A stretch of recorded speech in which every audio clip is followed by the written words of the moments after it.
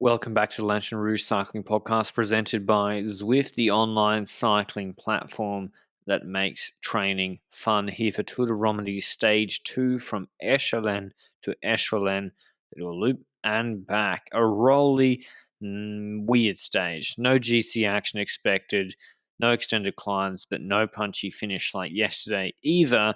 I thought it was a breakaway stage, 170 k's long, and the last climb shallow gradient about 11 k's from the finish, 4.5 k's, 3.7%. So I thought it'd be a break. We have Rowan Dennis in the leader's jersey. Jumbo Visma generally don't chase breaks down aggressively unless they really have to, and I saw no reason why they would. But we ended up having Tom Skjerns in the break, a good strong rider. Often he has to ride as a domestique for Trek Segafredo, for Pedersen and Sturven. He's on 90 seconds, Benji. That's surely a mistake if he knew he wanted to target this stage. Yeah, you'd argue that he should have either tried to force time loss yesterday to try and make sure he's on a further gap to try and use that today. So because he's in that breakaway, he's kind of forcing Jumbo, who is not interested in like the stage, to chase anyway to make sure he doesn't take the lead. And therefore he's reducing the chances of that break making it, kind of self-neutralizing the break he's in himself in. So that's not a good strategy. And I think you shared a perfect clip on Twitter today where you showed, was it Andalusia, Kemna? Yeah, Andalusia stage 3. Kamna was fighting with Sheffield for the stage win. Sheffield dropped him. Kamna was like, all right, that's gone. We've got 2 stages left. I want to get in the break. He was on 2 minutes 30 on GC, which is just an annoying, like you're not going to get a good GC result. And you're too close for comfort, like Christian Rodriguez was, for the GC teams to give you a huge gap.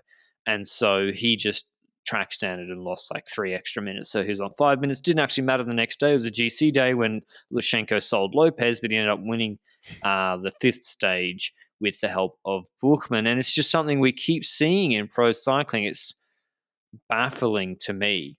If you're not going for GC, which I don't think Tom Skjerns entered Tour de Romandie going for GC, the only thing a minute 30 back is going to do is hamper your breakaway chances. It's pointless. So just lose as much time as possible, because what happened was Jumbo Visma are like, well, we got to keep this at 2:30 now instead of 5 minutes, 6 minutes. And we don't have strong sprinters teams here. We've got Israel for Bevan, who was here last year against Colbrelli and Sagan. We've got Gaviria, but the UAE team isn't that strong. We've got Hayter for Ineos. How much are they going to want to ride all day after yesterday when they rode on the front and he crashed? So are they really going to ride all day and keep that gap tight? But because Skjerns was in the break, Jumbo kept it at 2:30, and then basically at 40 Ks to go, 35 Ks to go, they said, there you go, boys, you finish it off. And that gap just plummeted, Benji. Yes, certainly. Ineos was one of the teams that started riding when they went over probably the largest climb on this entire parkour, really. And we saw already at that point that Hayter was not at the back of the peloton today. He was at the front of today's peloton, which is exactly the thing that we were saying yesterday. He was all day at the back yesterday, like many days in the past. And obviously being at the front reduces your chances of being caught up by a crash. There can still be crashes at the front, but you're safer at the front than you are at the back, and you're not necessarily spending less energy if you are literally the last wheel in the peloton. Anyway, he's in a better position on that climb. He's in a better position in general. And in the last 40K, Ineos is one of the teams that really takes control there. 2 breakaway riders still left, Skjerns and Niels Brun, which is a Swiss national team rider. And all honesty, I want to complain about his white tires. I am not okay with white tires on bikes. Greipel posted a picture today, and I had to reduce him from a gorilla to a panda because of it. And now we see that Niels Brun is also doing it, and I'm not okay with white tires. What is your take on that? Yeah, particularly in a road stage. I don't think it's acceptable, and perhaps the UCI need to investigate this. We do have some UCI commissaire action we'll mention at the end of the pod. Before we get into the meat of the finale, our show partners, Zwift. As I've said, they make your online cycling training fun. They have for Benji and myself. If you want to check out Zwift, there's also a running part of Zwift, but this is a road cycling podcast. You can go to Zwift.com for a free 7-day trial through the link down below, and maybe follow them on Instagram as well to be kept abreast of the news happening with Zwift, which there's some pretty big news coming this year with Zwift. Thanks as always to Zwift for supporting the Lanterne Rouge Cycling podcast. Ineos Pacing, UAE Pacing, Chris Nealons for Israel Pacing, Latvian on Latvian violence, brought back Tom Skerns, and we have this rolling terrain. And I think Ineos tried to drop Gaviria or put him under pressure, dead in his legs. When did Vernon get dropped, Benji?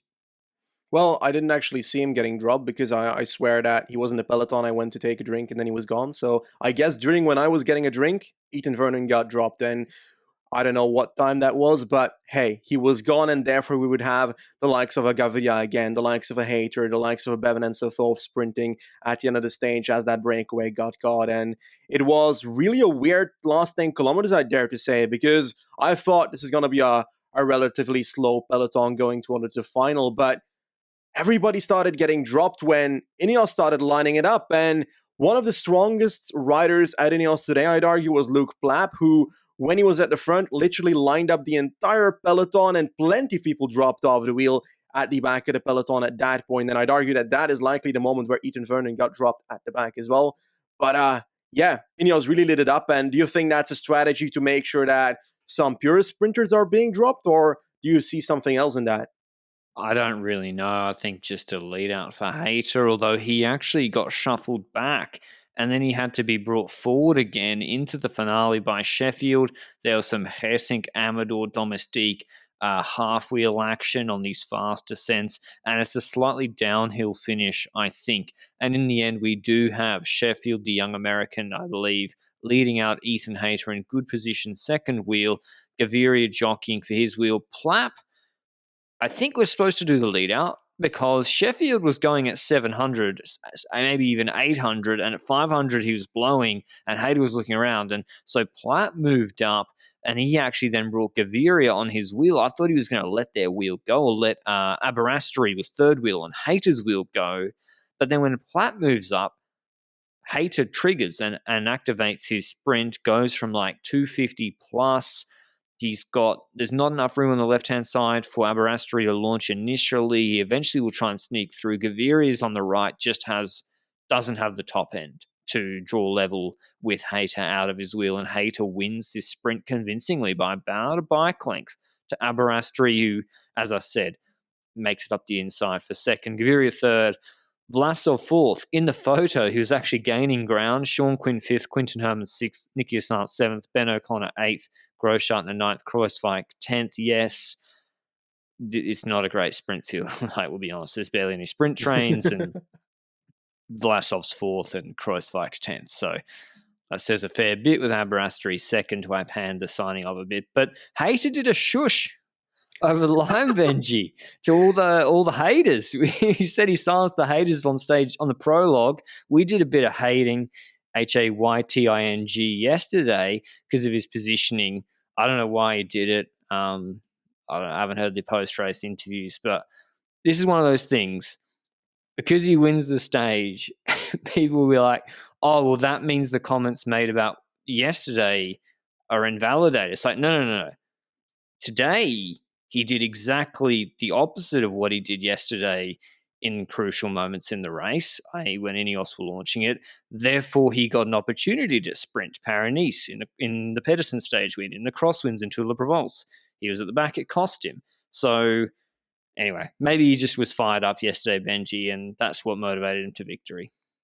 Yeah, perhaps, but hey, it's a clear difference between yesterday and today. He changed his approach. He applied a better position throughout the stage, and it brought him a victory because he was able to compete. Yes, he was actually not in the path position, like you said, because he got shuffled back towards the end, and Sheffield kind of saved him. And I'd argue that perhaps the reason that Plapp couldn't be part of the final lead-out is because he had to do all that work in the preparation for the entire sprint.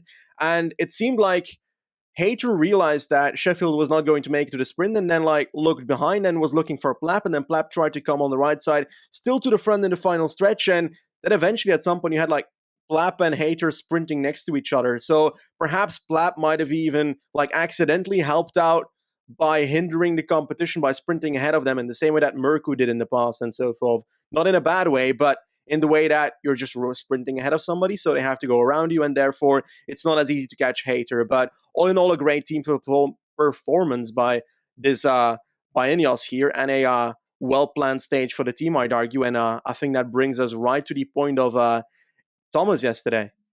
So Ethan Hayter lost the leader's jersey to Rowan Dennis yesterday, but Geraint Thomas was right there close behind after a good prologue and a good punchy performance on the uphill finish. And it came through via the Tour de Romandie Twitter account, I think, that Thomas had been given a 20-second time penalty for taking a bidon or food with less than 20 kilometers to go. The TV GPS seemed to be inaccurate. Luke Hrefter went back and looked and saw that indeed some other teams took it at 20.3, but Thomas, according to the GPS, was under 20 k's to go where the soigneur was standing. That's 2 in a couple of months, Benji. Down a bike change, and now Thomas incorrect feeding, which is when was it Frank Alaphilippe, Brian whatever his brother's name is, gave Alaphilippe the wrong bit on. Where's the marginal gains going? It's just major losses at the moment. Yeah, or marginal losses, depending on how you look at it. But I'd argue that it's pretty major. You're right in that.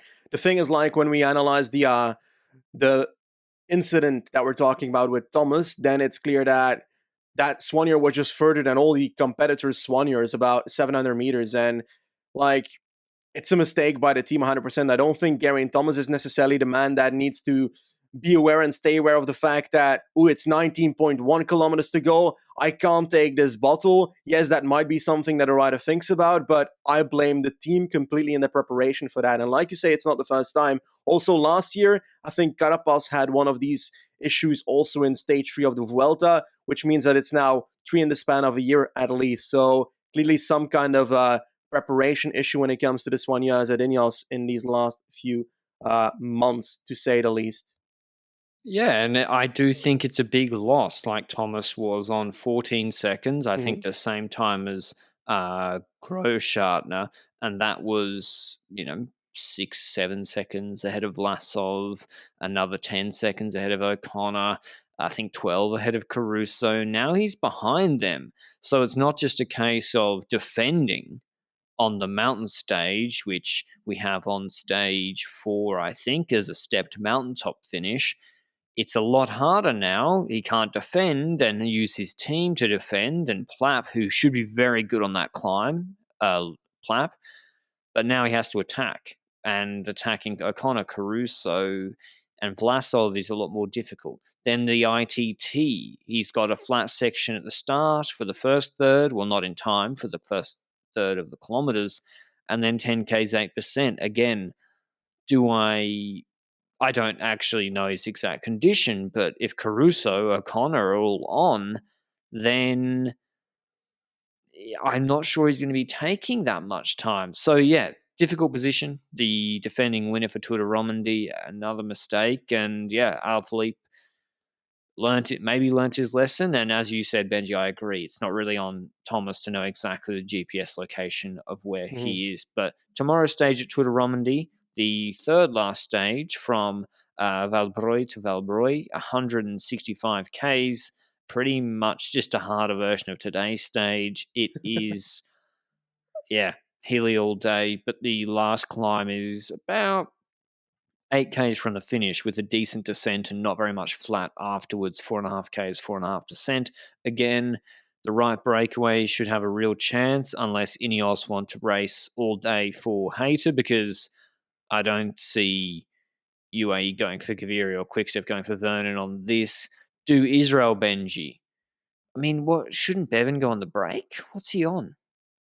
I don't know what he's on, but they've got also Fulsang and Woods here, so they've got both options. They can go with someone in the break or go from the peloton, and I'd argue that it's kind of the same for Bahrain, and I might see Bahrain actually trying to make this stage their own. Like, there's hills at the end, they've got turns here, they might try and get Lewis a Leon. 2 out of 4, yeah, true. Also a candidate to go in the breakaway there, and I think there's also riders that lost some time today, Chris Froome, but that's the usual business now, that's not for the breakaway. George Steinhauser on EF, do you think that he might go in the breakaway? I mean, he might try. I don't know whether Bahrain will try and go on the break or they can't with turns, obviously. They're running for his GC or they do a Marc Soler last year. This reminds me of the Marc Soler stage, although that was raining, where the last climb of the day, someone attacks, it's a descent, they could be a good descender, like a Lewis Leon, and then there's just no time to bring them back if you're Ineos for Hayter. That's a certain possibility from the GC group because Evan's on 20 seconds. He can't go on the break, but he did it in Tour of Turkey with Jay Vine on a similar sort of climb, a shallow gradient one. But yeah, I think Hayter will probably be the favourite for the stage. I would say I don't see any reason why he'd get dropped on these climbs. That seems very implausible. But he probably will be attacked. McNulty, Bevan. I hope they try something. Hirschi. This is classic Hirschi Benji. Yeah, certainly. And he's not actually, like, we had his bad result at Flèche Wallonne, but I'd argue he's not actually that terrible at the moment either. So I do see him able to compete for a stage like this. It depends on what UAE will do because it seems like they tried to go for an attack with McNulty or Ayuso, whoever it was at the start of yesterday's climb at the end. And then Hirschi was the later candidate to go for that sprint. So perhaps an early attack by an Ayuso or a McNulty, while Hirschi is that sprinty type in the group to go for the last climb, for example, and go towards the end. I kind of see multiple options at UAE as well to try something, and that's the benefit of having multiple riders that can compete for something like that, I'd say. Yeah, so pretty open, probably be a late flyer. In really, really good news, SD Works put out a press release about an hour ago on Twitter with an update on Amy Pieters, who crashed in the off-season terribly. And I'll just read it out. There is consciousness now. This means that she can communicate slightly non-verbally. Amy recognizes people, understands what is being said, and is able to carry out more and more assignments. And they have a more fulsome statement on their website. So that's really, really good news. That's all I really have to say on that, Benji. Yeah, same story. It's great news. We are not doctors, so we can't say what like part of the process this is, but it's certainly better situation than we knew about yesterday. And I guess we can talk for everybody that we hope that we can see her condition improve even more to the best it can possibly become from this point onwards. Yep. So that's really good to hear. And yeah, other news as well. On a similar note, Egan Bernal, I think there's rumors coming out from all. It's kind of like when he had the initial crash that he's been cleared to return to Europe and commence training proper, which is, yeah, very much sooner than I expected. But I think I'll wait for the proper Ineos statements. Oh, well, no, Bernal said he's coming back.